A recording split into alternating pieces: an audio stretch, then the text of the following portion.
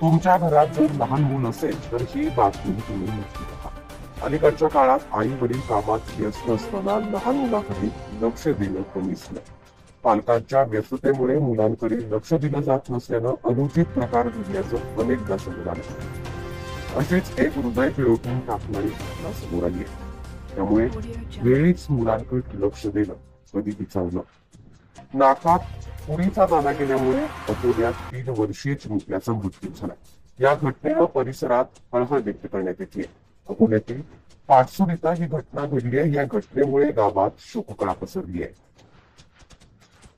तुरीचे दाणे खात असताना अचानकपणे नाकात तुरीचा दाना अडकल्यानं एका 3 वर्षीय चिमुकल्याचा तडफडून मृत्यू झाल्याची दुर्दैवी घटना घडली.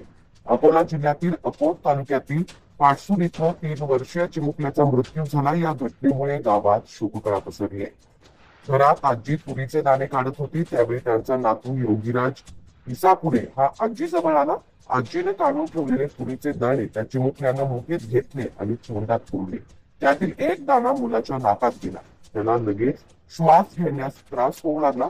तो तडफडत असल्याचं पाहून कुटुंबियांनी त्याला तातडीनं रुग्णालयात भरती करण्याचा प्रयत्न केला, परंतु वाटेतच त्याचा मृत्यू झाला. या धक्कादायक घटनेनं शोककळा पसरली.